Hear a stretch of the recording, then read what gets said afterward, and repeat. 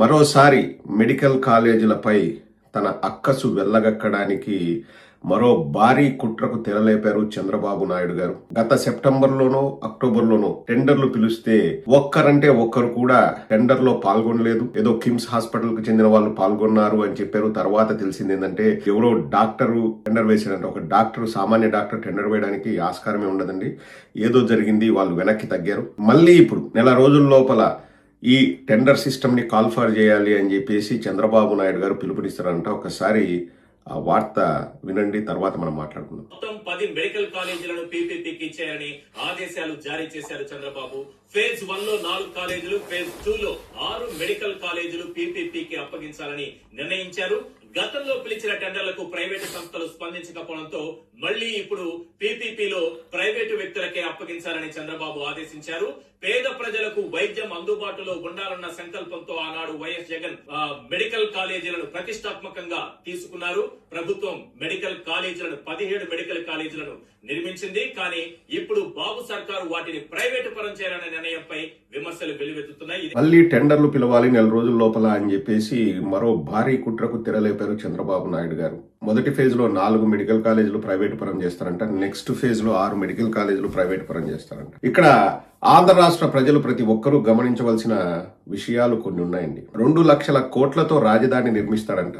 500 కోట్లు ఖర్చు పెట్టి ఒక మెడికల్ కాలేజ్ నిర్మించలేడంటండి. అంటే నీకు అక్కడ జనరల్ అడ్మినిస్ట్రేటివ్ డిపార్ట్మెంట్ బిల్డింగ్లకి నువ్వు 4,000 కోట్లు 5,000 కోట్లు ఖర్చు పెడతావు ఒక్కొక్క బిల్డింగ్ కి. కానీ 10 మెడికల్ కాలేజీలకు కలిపి 5,000 కోట్లు ఖర్చు పెట్టాలంటే నా దగ్గర డబ్బులు లేవు, మనము ఆ మెయింటెనెన్స్ చేయలేము, కాబట్టి వేరే వాళ్ళకి ఇస్తాము అంటాం. ఇక్కడ మీరు గమనించాల్సింది ఒకటే అండి, మెడికల్ కాలేజీలో పెద్దగా దండుకోవడానికి ఏముండదు. ఎందుకంటే ప్రజలకు సేవ చేసే ఒక సంస్థ అది. అదే రాజధాని పేరుతో డబ్బులు దండుకోవచ్చు, అదొక్కటే తేడా. ఇప్పుడు మెడికల్ కాలేజీలో కూడా విపరీతంగా లాభాలు వస్తాయి, మన జేబులోకి వేసుకోవచ్చు అంటే మెడికల్ కాలేజీలు కూడా మేమే నిర్మిస్తాము అని చెప్పేసి వాళ్ళ వంది మాగదులకే కట్టబెడతాం. ఇప్పుడు ఏం జరుగుతుందో ఏమో, ఎవరు టెండర్లలో పాల్గొంటారో ఏమో, అది ఇంకా భగవంతుడికే తెలియాలి. ఎంత దారుణం అండి. ప్రజల ఆరోగ్యం అంటే అంత చులకన భావమా చంద్రబాబు నాయుడు గారికి?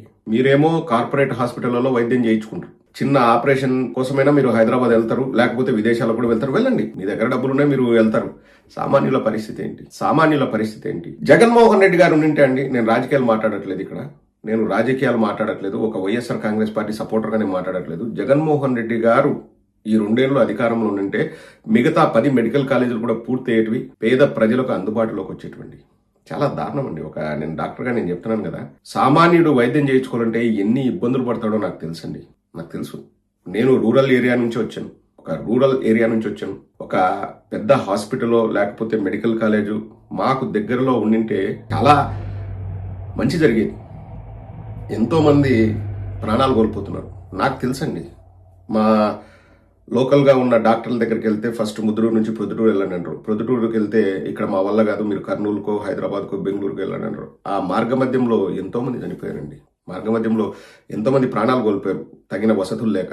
అదే మెడికల్ కాలేజ్ అందుబాటులో ఉంటే చాలా ప్రాణాలు కాపాడగలిగిన వాళ్ళం అవుతామండి. పేద ప్రజలకు లక్షలు కోట్లు పెట్టి వాళ్ళు వైద్యం చేయించుకోలేరండి. అండ్ ఎక్కడ చేయించుకోవాలో కూడా తెలియదు ఫస్ట్ ఆఫ్ ఆల్. ఇప్పుడు ఆ మెడికల్ కాలేజీని ప్రైవేట్ పరం చేస్తాను. ప్రైవేట్ వాడు ఏమైనా సేవా దృక్పథంతో వాడు వచ్చి ప్రైవేట్ మెడికల్ కాలేజీలు కట్టి ప్రజలకు మంచి చేస్తానండి? మోసం మోసం మోసం.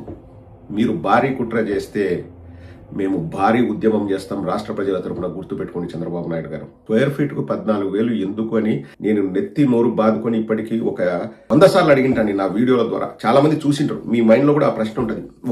ఒక్క తెలుగుదేశం వాడు కానీ, ఒక ప్రభుత్వానికి సంబంధించిన వాడు కానీ సమాధానం చెప్పిన పాపన పోయినాడండి? ఎందుకు స్క్వేర్ ఫీట్ కు 14,000 రూపాయలు అంటే ఒకటి సమాధానం చెప్పినాడా? జేబులో వేసుకోవడానికి. ఎందుకంటే దాని గురించి మాట్లాడొద్దు, వాళ్ళు ఎన్ని మాటలు అన్నా కానీ మనం సైలెంట్ గా ఉందాం, కొద్ది రోజులు వాళ్ళే అరిచి వాళ్ళే ఆగిపోతారు అన్నది తెలుగుదేశం వల్ల అజెండా. ఎందుకంటే అది బంగారు గుడ్డు పెట్టే బాతు వాళ్ళకి ఆ రాజధాని అన్నది. కాబట్టి 2 లక్షల కోట్లైనా కానీ రాజధాని నిర్మిస్తాడంట. జిఏడి బిల్డింగ్, సాధారణ పరిపాలనా బిల్డింగ్, ఒక్క బిల్డింగ్ అయ్యే ఖర్చుతో 10 మెడికల్ కాలేజీలు కట్టొచ్చండి. కొన్ని వేల లక్షల ప్రాణాలు కాపాడొచ్చు. కానీ దానికి మాత్రం 14,000 స్క్వేర్ ఫీట్ తో కడతాడంట. మెడికల్ కాలేజీలు కట్టడానికి డబ్బులు లేవండి చంద్రబాబు నాయుడు దగ్గర. ఇది ఎక్కడ విచిత్రం అని నాకు నిజంగా అర్థం కాదు. ఈయన ఏమనుకుంటున్నాడో, ఏమని పరిపాలన చేస్తున్నాడో నవ్విపోదురుగాక నాకేంటి, నా దగ్గర మీడియా ఉంది, ఆ మీడియాలో నన్ను హీరోగా ఎలివేట్ చేస్తారు, అందరూ ఆ మీడియానే చూస్తారు కాబట్టి అందరూ కూడా గొర్రెలు అవుతారని అనుకుంటాడో ఏంటో చంద్రబాబు నాయుడు. దున్నపోతు మీద వానమన్నట్టండి ఈ ప్రభుత్వానికి. ఎన్ని ప్రశ్నలు మనం అడిగినా స్క్వేర్ ఫీట్ కు 14,000 రూపాయలు ఎందుకంటే ఇంతవరకు నోరు తెరిచి మాట్లాడిన వ్యక్తి లేడు ప్రభుత్వం తరఫున. లేడు. గూగుల్తో ఒప్పందం చేసుకున్నారా? ఒప్పంద పత్రాలు ఎక్కడా? ఇప్పుడు మనం 10,000 అప్పించినా గానీ బాండ్ రాయించుకుంటామండి, భద్రత. మన ప్రభుత్వ భూముల్ని గూగుల్కో ఇంకొకటికో ఎవరికైనా ఇవ్వచ్చులేండి. ప్రభుత్వ భూముల్ని అంటే ఏది? ప్రభుత్వ భూమి అంటే మనది. మన భూముల్ని ఇచ్చేటప్పుడు భద్రత ఉండాలా లేదా అండి? పోనీ నువ్వు ఏం భద్రత కల్పిస్తున్నావు చూపి, పత్రాలు చూపి అంటే మన ప్రశ్నలకు సమాధానం ఉండదు. ప్రజలు అడిగే ప్రశ్నలకు సమాధానం చెప్పరు. మేమేమో హెరిటేజ్ లో ఎట్లా నువ్వు లావాదేవీలు చేసుకున్నావు, హెరిటేజ్ ఎట్లా విస్తరిస్తుంది, హెరిటేజ్ లో ఎలా మీ ఆర్థిక స్థితిగతులు ఉన్నాయి, పురోభివృద్ధి ఎలా సాధిస్తున్నారు అని మనము హెరిటేజ్ కు సంబంధించిన విషయం అడిగితే అది ప్రైవేట్ ఎంటిటీ కాబట్టి మేము చెప్పాల్సిన అవసరం లేదంటే మనం ఒప్పుకుంటాం. కానీ నువ్వు మా భూముల్ని గూగుల్ కి ఎట్లా ఇస్తున్నావు అంటే మేము ఇస్తున్నాం గానీ పత్రాలు లేవు మా దగ్గర, మేమేం సంతకాలు పెట్టించుకోలే, అధికారికంగా ఏమి లేదు అంటే ఇంకా అంతకంటే హాస్యాస్పదం ఉంటుందండి. నేను గూగుల్ తెచ్చినా అని ఊరేగితే సరిపోతుందా? ఆధారాలు చూపించాలనా లేదా? అర్సా క్లస్టర్స్ పైన 2 నెలలు సైలెంట్ గా ఉండడు ఇట్లే.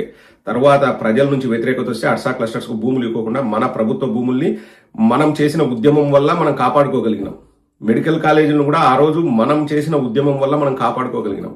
ఈసారి ఇంకా పెద్ద ఉద్యమం జరుగుతుంది. చంద్రబాబు నాయుడు గారు గుర్తుపెట్టుకోండి. ఏది మీ సొంతానికి మీ ఇష్టం వచ్చినట్టు మీరు హెరిటేజ్ లో కావాలంటే మార్పులు చేసుకోండి. హెరిటేజ్ లోగో మార్చుకోండి, పేరు మార్చుకోండి, డిజైన్ మార్చుకోండి, కలర్ మార్చుకోండి, ప్లేసులు మార్చుకోండి, లేకపోతే క్వాలిటీ క్వాంటిటీ అవన్నీ మీరు మార్చుకోండి. మీ హెరిటేజ్ మీ ఇష్టం.